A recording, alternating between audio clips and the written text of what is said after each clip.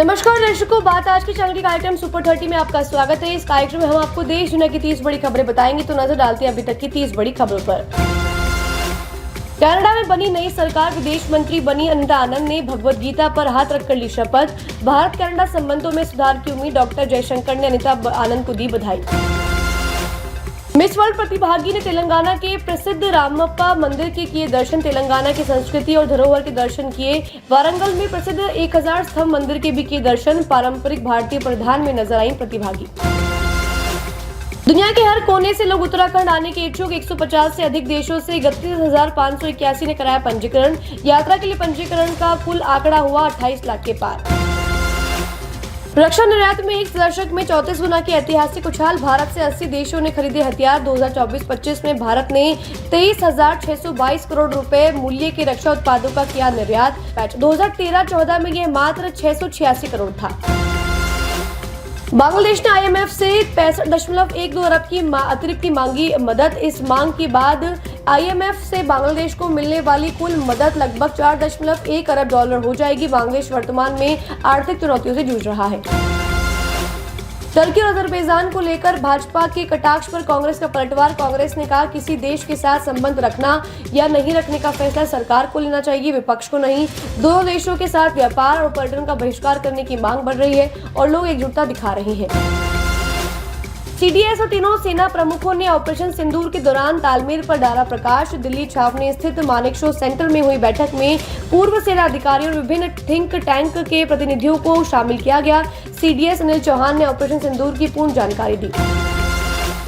चीन के global times का X अकाउंट भारत में बहाल। भारत में एक कानूनी अनुरोध पर इस बार लगाई गई थी रोक। हालांकि शाम को ग्लोबल टाइम्स का X अकाउंट फिर बहाल कर दिया गया। भारत सरकार ने 8 मई को X पर लगभग 8,000 अकाउंट पर लगाई थी रोक। आगरा पुलिस और बदमाश के बीच हुई मुठभेड़, सिपाही के ऊपर हमला करके भाग रहे थे बदमाश। ऑटो से भाग रहे बदमाश को पुलिस ने घेरा, फायरिंग में बदमाश साहिल को लगी गोली। कांग्रेस 20 से 30 मई तक 15 स्थानों पर करेगी जय हिंद सभा, सशस्त्र बलों के सम्मान में करेगी यह सभा। कांग्रेस के संगठन महासचिव KC वेणुगोपाल ने कल शाम की घोषणा। अमेजॉन, फ्लिपकार्ट समेत कई ई-कॉमर्स कंपनियों को नोटिस, पाकिस्तानी झंडे वाले उत्पाद हटाने के दिए निर्देश, राष्ट्रीय कानूनों का पालन करने का भी दिया निर्देश। CNN का नया दावा बताया, भारत पाकिस्तान संघर्ष में क्यों कूदा अमेरिका। अमेरिका को डर था कि भारत ने पाकिस्तान को घेर लिया है, जिससे परमाणु युद्ध का खतरा बढ़ सकता है। हालांकि भारत ने अमेरिका की मध्यस्थता पर कुछ नहीं कहा।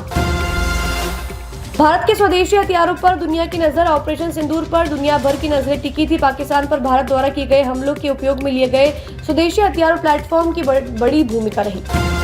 मध्य प्रदेश के मंत्री विजय के खिलाफ केस दर्ज, खतरे में कुर्सी, इस्तीफे की मांग। इंदौर के मानपुर थाना क्षेत्र में शिकायत दर्ज कराई। सोफिया कुरैशी के खिलाफ की थी विवादित टिप्पणी। पूर्वोत्तर में भारी बारिश की चेतावनी, उत्तर प्रदेश उत्तराखंड के अलग अलग हिस्सों में लू चलने के आसार। उत्तर पूर्व असम, पश्चिम बंगाल तथा अंडमान सागर पर चक्रवाती प्रसार जारी।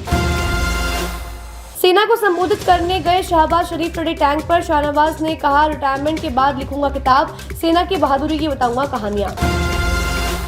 बिहार के 5 नेता अपने को मानते हैं नीतीश की कुर्सी के दावेदार। CM नीतीश कुमार की बढ़ती उम्र और सर्वे रिपोर्ट्स में CM पद के लिए नीतीश की लोकप्रियता में आई कमी। नीतीश कुमार की विरासत के दावेदारों की चर्चा जोरों पर।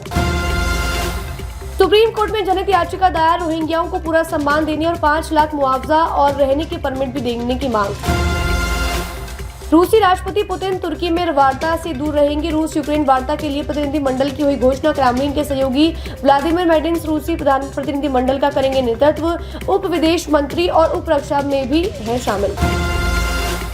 जम्मू कश्मीर में जनजीवन हुआ सामान्य, कई हिस्सों में खुले स्कूल और दुकानें, दैनिक काम सामान्य रूप से, निर्बाध जारी। गोलीबारी की घटना की कोई खबर नहीं। राहुल गांधी आज बिहार के दौरे पर दरभंगा से शुरू करेंगे न्याय संवाद यात्रा। भाजपा ने कहा, जिन्होंने देश पर अन्याय किया वो निकाल रहे हैं न्याय यात्रा। मुरादाबाद नगर निगम बनाएगा युद्ध संग्रहालय, प्रमुख युद्धों और आतंकवादी अभियान में भारतीय सेनाओं की विजय गाथाएं करेगा प्रदर्शित। सेना के हथियारों के मॉडल भी रखे जाएंगे। पाकिस्तान ने पहली बार सिंधु जल संधि की शर्तों पर चर्चा करने की कही बात। पाक जल संसाधन सचिव सैयद अली मुर्तजा ने सिंधु जल संधि को स्थगित रखने के भारत के फैसले को लेकर बयान दिया। दोनों देश बैठकर ही बात करेंगे तभी निकलेगा हल। दिल्ली के कॉलेज में लगी आग। प्रीतमपुरा के श्री गुरु गोविंद सिंह कॉलेज में आज सुबह 10 बजे लगी आग सबसे पहले लाइब्रेरी में लगी। कूलिंग ऑपरेशन जारी। राजस्थान से 148 अवैध बांग्लादेशी प्रवासियों का निर्वासन। विशेष उड़ान से भेजे गए पश्चिम बंगाल। राज्य के 17 जिलों में अब तक 1008 घुसपैठियों को लिया हिरासत। भारत ने तैयार किया ड्रोन क्लियर भार्गवास्त्र, उड़ाएगा टारगेट। 2.5 किलोमीटर तक की दूरी पर आने वाले सभी ड्रोनों को करेगा नष्ट। भार्गवास्त्र काउंटर ड्रोन प्रणाली का सफलतापूर्वक हुआ परीक्षण।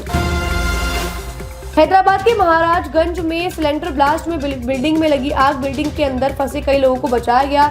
दमकल कर्मियों ने तीसरी मंजिल पर फंसे लोगों को निकाला। एक नवजात शिशु भी शामिल। राजनाथ सिंह पहुंचे श्रीनगर। श्रीनगर में निकाली बीजेपी की तिरंगा रैली। सेनाध्यक्ष उपेंद्र तिवारी ने किया एयरपोर्ट पर राजनाथ का स्वागत। उपराज्यपाल मनोज सिन्हा भी तिरंगा रैली में हुए शामिल। तमिलनाडु की फैक्ट्री में सीवरेज टैंक फटने से 20 घायल। सभी घायलों को कराया अस्पताल में भर्ती। टैंक से पानी लीक होने और गांव में घुसने से इलाके के घरों को पहुंचा नुकसान। बांग्लादेश की पूर्व प्रधानमंत्री शेख हसीना के बेटे जॉन ने ली अमेरिका की नागरिकता। वॉशिंगटन डीसी में अमेरिकी नागरिकता की शपथ ली। नागरिकता प्रमाण पत्र भी किया हाजिर। शेख हसीना ने भारत में ली है शरण। सुपर 30 में आज के लिए बस इतना ही। कल फिर नई खबरों के साथ हम होंगे आपसे रूबरू। तब तक के लिए दीजिए इजाजत। नमस्कार।